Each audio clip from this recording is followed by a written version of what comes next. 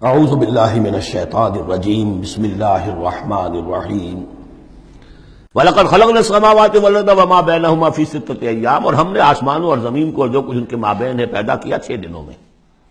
وَمَا مَسَّنَا مِن لُغُوبٍ، ہمیں کوئی تکان تاری نہیں ہوئی۔ یہاں اصل میں نفی ہو رہی ہے کہ تورات جب گم ہو گئی تھی تو جب اس کو دوبارہ یادداشت سے مرتب کیا گیا تو وہ مرتبین انسان تھے، وہ نبی تو تھے نہیں، تو ان کی یادداشت نے ٹھوکریں کھائیں تو غلط چیزیں بھی تورات میں شامل ہو گئیں۔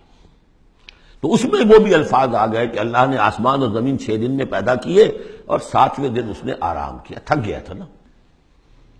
یہی ویکینڈ کا تصور ہے جو چلا آ رہا ہے تورات، جو یہودیوں میں بھی اور عیسائیوں میں بھی، اس لیے کہ تورات میں 7واں دن آرام، اللہ نے آرام کیا تو بھی آرام کرو۔ ہمارے ہاں کوئی تصور اسلام میں ویکینڈ کا نہیں ہے، اور اس کی نفی کر رہا ہے اللہ، وَمَا مَسَّنَا مِن لُغُوبٍ، ہمیں کوئی تکان تاری تو نہیں ہوئی کہ ہمیں کسی آرام کی ضرورت ہوتی۔ فَاصْبِرْ عَلَىٰ مَا يَقُولُونَ، تو اے نبی آپ صبر کیجئے اس پر جو یہ کہہ رہے ہیں۔ وَسَبِّحْ بِحَمْدِ رَبِّكَ قَبْلَ طُلُوعِ الشَّمْسِ وَقَبْلَ الْغُرُوبِ، اور اپنے رب کی تسبیح و تحمید کیجئے سورج کے طلوع ہونے سے قبل اور سورج کے غروب ہونے سے قبل۔ اب یہ ابتدائی 4 سال ہیں جن میں ابھی نمازوں کا وہ نظام الاوقات نہیں بنا تھا، وہ تو 11ویں سال میں جا کے بنا ہے۔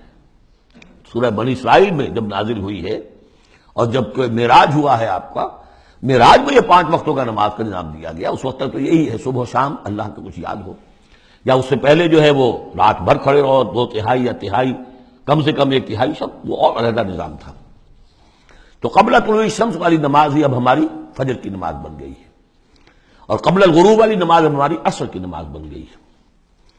یہی بات ہم سورۃ طٰہٰ میں پڑھ چکے ہیں، قبل طلوع الشمس وقبل غروبها ومن اللیل فسبح، اور رات کے حصوں میں بھی اس کی تسبیح بیان کرو، وادبار السجود، اور نمازوں کے بعد سجدوں کے بعد پھر بیٹھ کر بھی کوئی تھوڑی سی تسبیح کیا کرو، جیسے نمازوں کے بعد تسبیح فاطمہ ہے 33 مرتبہ سبحان اللہ، 33 مرتبہ الحمدللہ، 33 یا 34 مرتبہ اللہ اکبر۔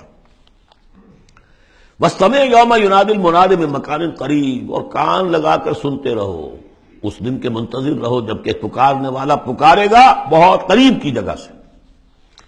یعنی جب سور پھونکا جائے گا تو ہر ایک کو یہ محسوس ہوگا جیسے براہ راست میرے کان کے اندر ہی آ رہا ہے، بہت قریب سے، اور بہت زوردار آواز ہوگی، وہی تو پھر موت کا ذریعہ بنے گی، اور اسی سور کو پھونک کر پھر بس بعد الموت ہوگا۔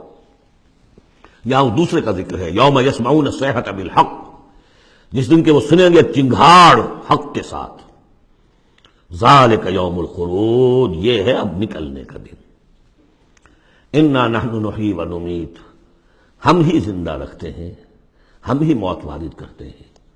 وإلینا المصیر، جہاں اللہ تعالیٰ اپنی زیادہ جلالت شان کا اظہار کرنا چاہتا ہے وہ جمع کا صیغہ ہوتا ہے، انا نحن نحیی و نمیت وإلینا المصیر۔